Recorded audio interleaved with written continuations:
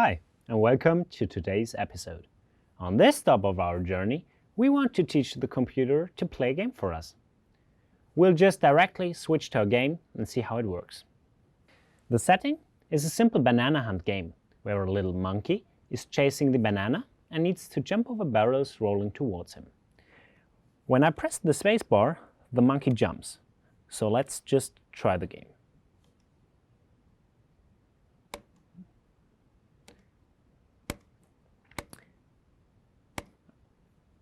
Okay, pretty simple game, isn't it? But wouldn't it be awesome if we make the computer master the game by itself?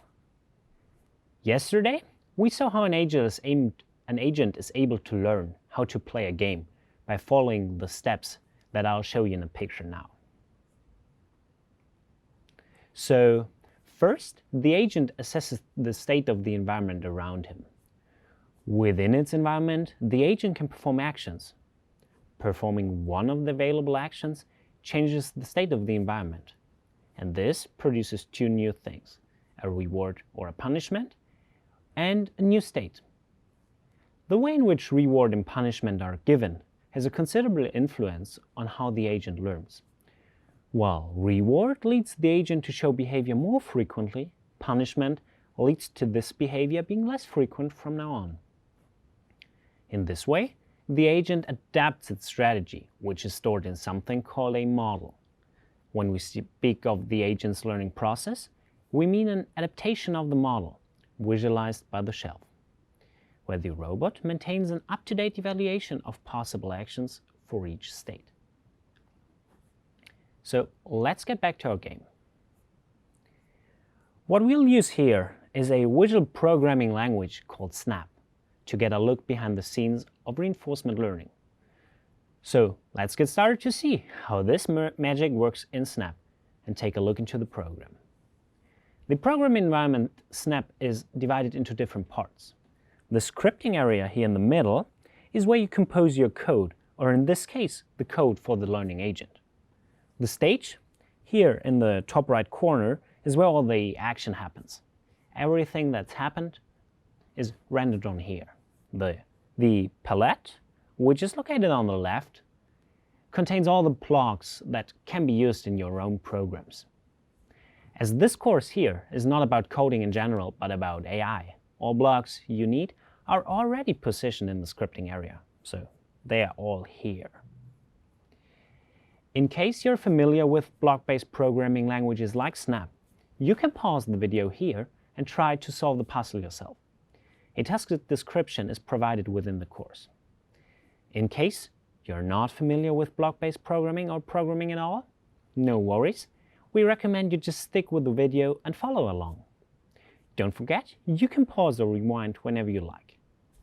If you're interested in learning more about Snap, we recommend you look at some of the Snap courses you'll find in the description as well.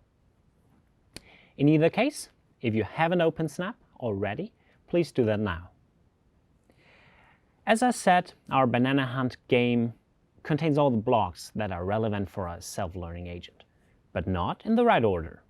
Our task is to put them now in the right order. You may use the picture of a self-learning robot to guide you through this process. In the beginning, what we'll do is we'll initialize our model.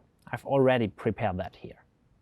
We'll just stick with the default values for exploration rate, learning rate, and discount factor for now on, and we'll see later what they are all about. What we also need is a list of available actions. So let's add this jump block because we want our monkey to jump. But if the computer only knows the jump action, it'll simply just jump all the time. So what we need is an action that allows him to not jump. We call this for now do nothing. And we'll add it to the list of available actions for our agent. As we know, reinforcement learning is a process of iterative improvement. So the monkey needs to repeat the cycle of assessing the state, trying an action, receiving a reward, and updating its strategy over and over again. Let's get this forever block here and drag it right here. So the first step of the cycle is now to assess the state of the environment. The state of the environment is described by mostly the barrel because it's the only thing that's moving in here. We might think of different options, but choosing the X position of the barrel is a good choice here. Because it's not relevant where exactly the barrel is, whether it's 5 pixels to the left or to the right, we can also divide the X position of the barrel by 10 and round it so we reduce the number of states possible. And I'll now add it here so the state is set to this, the result of this calculation. If we use this division by 10 and rounding it, this helps the agent to learn a lot faster. Now that the agent assessed the state, it is using its model to determine the best action in this particular state. We'll do this by getting the set best action to block, and we use the best action block, which returns us the best action for this state and our model. So to actually try the action now, we still need to make the agent execute it. We do this by using this block, the run best action block. And now it gets really interesting. We're in a new state now and need to reward or punish the agent based on the action it performed. This is the most critical part in any reinforcement learning algorithm. But when to punish the monkey? Probably in case the barrel is touched. In this case, we want to punish the monkey. So let's do this. We set the reward to, in case the monkey is touching the barrel, to something that punishes him. We do this by giving it a negative reward. We'll choose a value of minus or negative 10 here. In any other case, we will reward it. We'll choose a value 1 here, as rewards will occur more often than punishments. To be honest, this step often involves a lot of experience or experimenting with appropriate values for reward and punishment. But we found those 2 values to be a good fit in our case. The last step now is to actually make the agent update its strategy and therefore learn. As you know, learning is realized through updating the model with all the information we have now. The old state, the action we choose, the new state, and the reward or punishment we get. We obviously use the update model block for that, and we need our model, we need our old state, we need the new state we are now in, and we can obviously use the X position of the barrel divided by 10 and round it as the new state, because it's obviously the same that we want to do here. So we use round divided by 10 and the X position of the barrel, and our reward here and our action performed here. Okay, so the evaluation of the chosen action in the old state is now updated based on our reward received. Now that we've finished, let's check what our agent learned. We click the green flag for this again. So let's have a look what he's learning.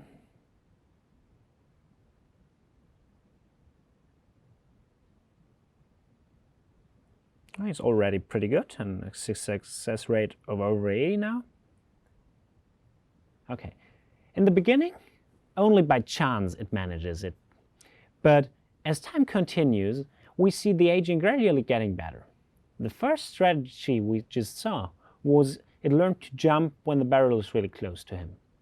But we also saw, like now, that sometimes it still fails because it jumped too early and there is not enough space to jump again.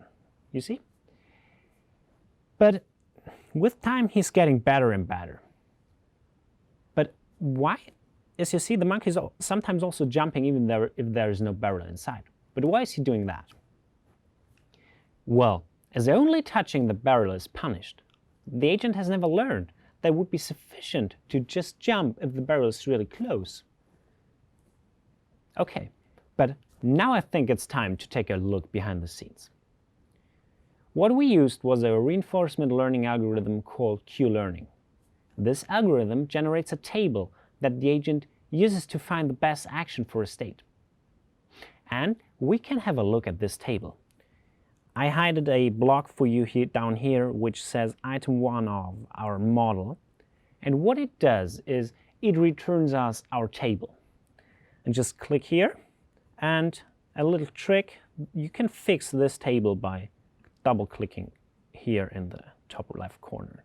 So this is the model of our agent. This is like the shelf of our robot in the schematic picture we had before.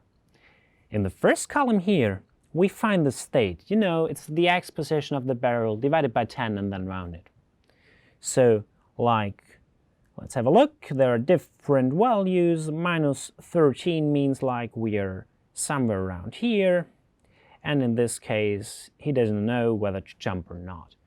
The values here in the second column indicate the reward to be expected in the future when carrying out this action in the current state. So column 2 is the expected reward for jumping. Column C is the expected reward for doing nothing. By associating a certain action with a certain reward, the action learns, which means the probability of showing this behavior increases.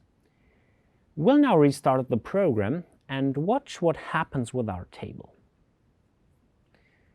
Because this table view doesn't update, I'll just open it again. Let's just be faster than that. Okay. So you see, the table is getting bigger and bigger. Whenever the agent discovers a new state it has never been in before, it initializes all values or the evaluation of all actions with 0.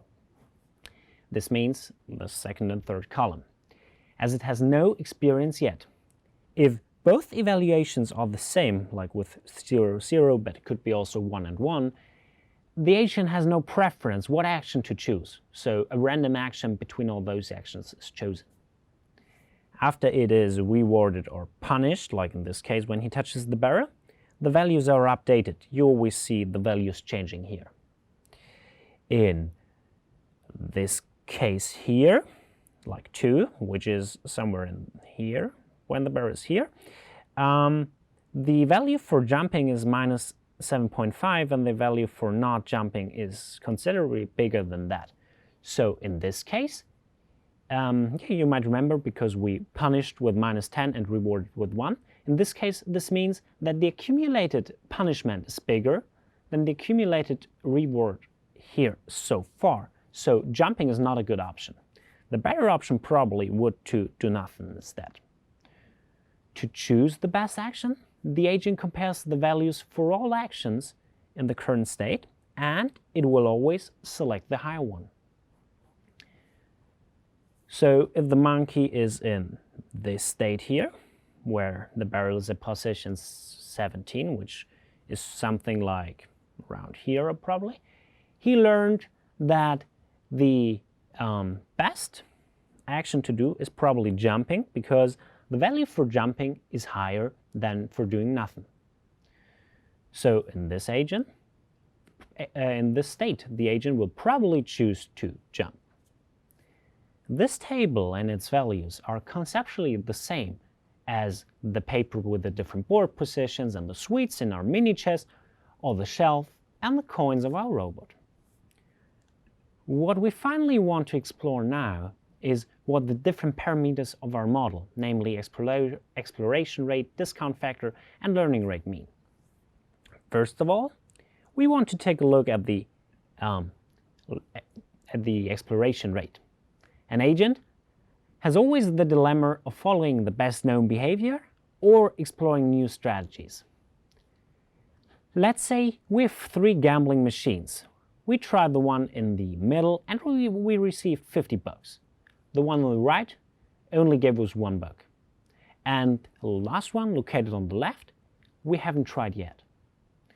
So what should be our next action? An agent is always in the conflict between the need to find better actions, which we call exploration, and the need to accumulate the highest reward. A successful agent will always need to find the sweet spot between both. A high exploration rate means that it's eager to try new actions. This means that an agent still tries different actions even though the one action has already a really high rating. In the example of the gambling machines, this means choosing the machine on the left we haven't tried before would be explorative behavior. The learning rate, which is our second parameter, it indicates to what extent newly acquired information overrides old information. So let's try a learning rate of 0 and restart our game. Let's have a look how successful the agent will be. He is really jumping a lot, so that's a different behavior than before. And you might see it's not very promising. A learning rate of 0 actually makes the agent not learn at all, because newly acquired information is not used. On the other hand, a factor of 1 will make the agent only consider the most recent information, overwriting brand knowledge. A lot of times, a intermediate learning rate is used, such as the 0.75 we had before. Lastly, the discount factor determines the importance of future rewards. A factor of 0 will make the agent only consider current rewards. A higher discount factor will make the agent aim for the long-term rewards. If you decide to go for a game like Pong, as provided in the description, you can experiment with all those factors and see how the behavior of the agent changes. We hope you have a better understanding of how an agent's behavior might be realized using a computer program. And the cool thing is, we can transfer the same principle to a game like Pong.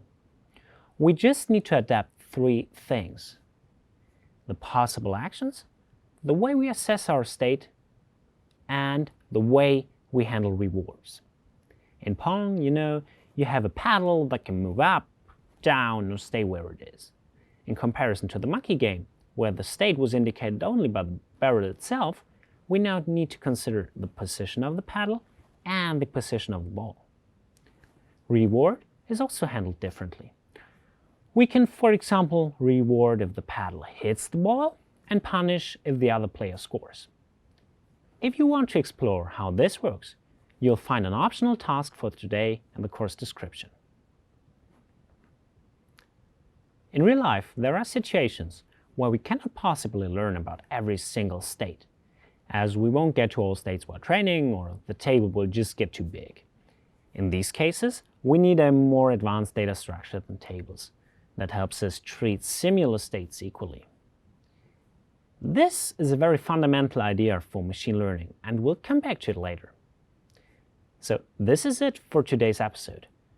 We'll see you in the next video when we explore the relationship between traditional or classical approaches to AI and machine learning. Bye!